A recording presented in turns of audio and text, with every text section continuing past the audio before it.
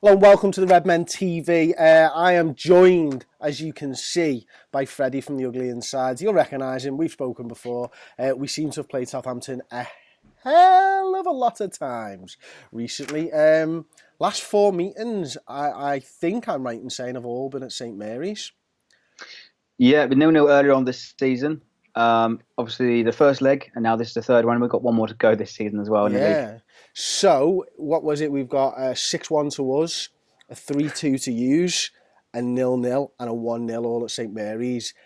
It's about time we got to play you at our place, to be perfectly honest with you, isn't it? I mean, 4 games on the run at your place.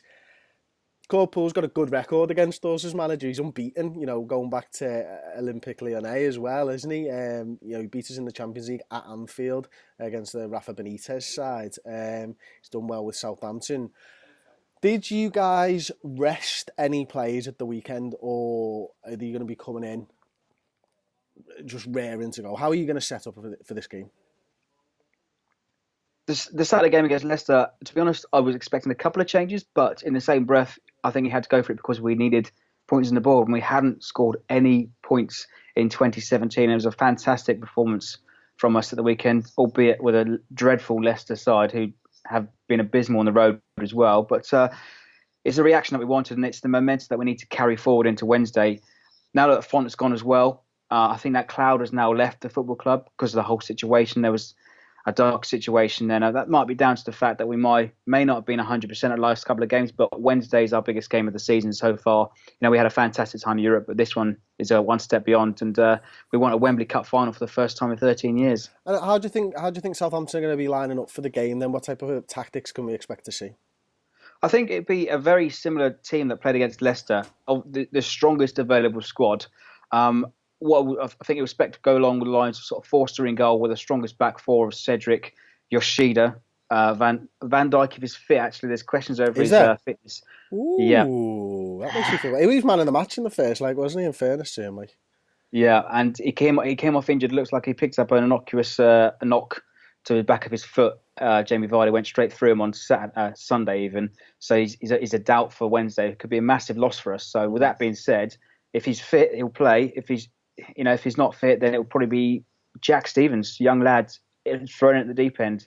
Finish off the back four will be Bertrand, being fantastic for a season. In the midfield, it'll be something like Davis. Again, there's question marks over his fitness. He hasn't played in the last 3 games. Now been named the club captain. It's fantastic for him. He leads the Northern Ireland team and has captained Rangers and Villa. So hopefully he'll be a great influence to the game as well. In midfield, it'll be Oriol Romeu and probably either Classy or Højbjerg. Mm-hmm. Up top, it'll probably keep with Redmond.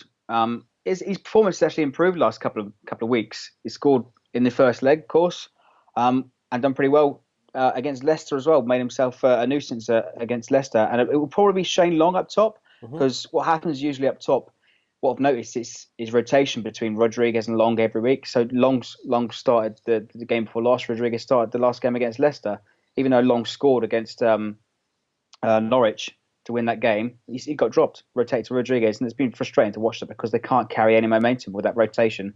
Finish off the starting 11. It will probably be Dusan Tadic to finish off on the other side of the pitch as well. So I noticed that the win at Leicester at the weekend, Ward-Prowse started and scored. Am I right in saying? Who's he dropping out for? Who wasn't playing for him? Ward-Prowse started over Classy on Sunday. To be honest, I expected Classy to start because Ward-Prowse has started against Norwich and played against Burnley as well.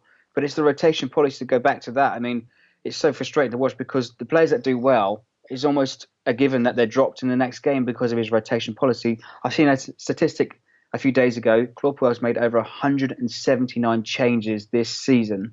So it's a guaranteed at least 5 or 6 every match day. So I think this could be the first time this season he'll actually name more or less the same team that played in the last match. And how do you think Southampton, if the atmosphere is as good as I'm expecting it to be, how do you think Southampton are going to be able to deal with that? I think they'll be right up for it. The fans, a lot of us going up there, we think we're allocated about 5,000 seats. So there's a lot of us travelling up there. I think the fans will be right behind us as well because it'll be a similar atmosphere like we went out to Milan. Lots of us out there. lots of us wanting to come back with a great result.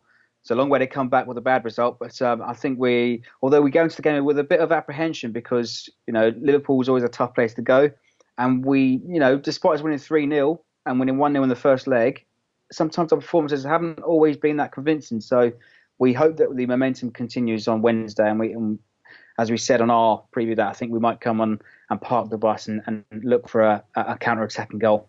Yeah, as I say, that is the way to play Liverpool at the minute. From a Liverpool perspective, I hope that we can G the team up and we start fast. To be perfectly honest with you, it's not something that we've actually done really well this season. We've actually tended to start quite slowly and build into games. But I think you've got to take advantage sometimes of the atmosphere and the occasion. I think there will be a great atmosphere, I think that Liverpool have to start fast in this game. So, who is your key man prediction for Southampton?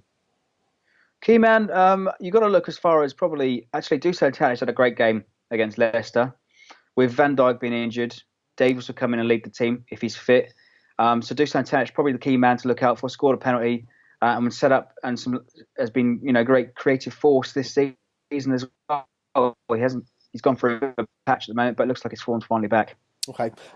And finally, score prediction from you, Freddie. Do you know what? As I said, I think we're going to park the bus. I think we'll play for the draw, and I think we're going to... It's really tough one. It's going to be a really tough game to call. But I'm going to go for a 1-1 draw. Okay. And are you doing fan cams after the game? Yeah, we've got a few reactions. We've got a few reporters up there and send us some footage. Okay, brilliant. Okay, so Liverpool fans, do check out The Ugly Inside if Liverpool win, of course, because that'll make for great viewing. No, but seriously, it's a good fan channel. It's a great website as well, and Facebook page and stuff. So do check them out. There's some really interesting stuff there. If you're interested in more than just Liverpool, go and subscribe to The Ugly Inside. If you haven't already, subscribe to us. Give the video a like and comment and let me know whether you think Freddie is talking out of his arse and whether you think Liverpool are going to beat Southampton and progress to the League Cup final.